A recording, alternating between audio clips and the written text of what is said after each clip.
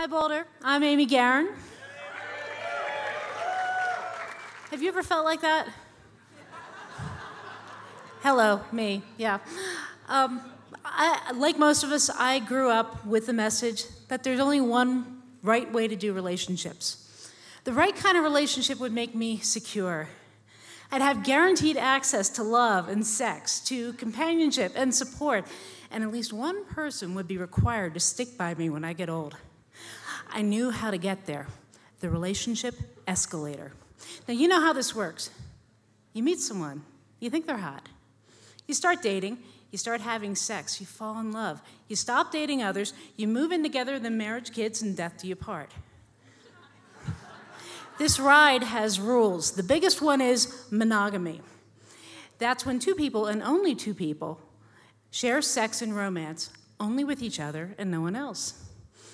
Next comes merging. This is more than just moving in together. Once a relationship gets kind of serious, partners often start to merge their identity to think and act as a couple. And finally, this relationship is supposed to be permanent, always and forever. That means the only way I know I'm doing this relationship thing right is when one of us dies. Okay. This traditional approach works great for a lot of people, and now any couple can do it. The opposite sex requirement for marriage, the pinnacle of that escalator, has officially been rescinded. But what if that escalator doesn't work for you? What if you're not monogamous? What if sex just isn't your thing? What if you don't want to live with a partner? Well, that's a problem because a lot of people assume that doing love differently is wrong, maybe even dangerous. But the good news is all parts of that escalator are optional. This is awesome. Why would you care about this, though, if you want to have a relationship that's mostly traditional? Well, because you can pick up some killer skills from those who have chosen uncommon routes to love, and this can save your ass. This saved mine. I'm not monogamous. Polyamory suits me.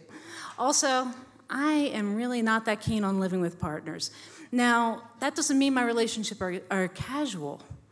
My love runs pretty deep, and my relationships last a long time. But striking that balance in this society is no simple trick. Fortunately, I'm not the only one trying to figure out this stuff. I did a survey about unconventional relationships, and 1,500 people responded. That's nearly twice as many people as are sitting here right now. And they told me so much that I ended up writing a book about it. And guess what? The vast majority are very happy having unusual relationships. Even though they don't get a lot of support for this, there is stigma, there's a learning curve, but there can be huge payoffs. In my survey, one person wrote, "I navigate relationships better now. I can accommodate difference and change. I've found my bearings." Now, in my own life, doing love differently taught me three key things that I really didn't quite get otherwise. The first one is don't count on love for security. All kinds of relationships can end at any time for lots of reasons. It's fine if you want security, just explore all your options for that, including your relationship with yourself. Next, negotiate. Discuss all the basics. Okay, say you want monogamy. Great, talk about that. What kind of monogamy? Why do you want it? And is it a choice or a default? Third, keep renegotiating. People are moving targets, even after decades together. I'm not saying you need to be open to everything, just don't take options off the table without discussion. And that's it, it's not rocket science. But doing this can feel pretty daunting. But having the courage just to raise these questions makes it a little bit safer for everyone to consider their options.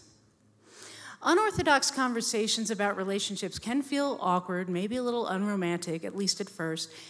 Just keep practicing, it gets easier and better. And just think, if everybody had these kinds of conversations, then it would be normal. So don't get hung up on whether you're doing love right. The point is, are you doing love well? Thank you.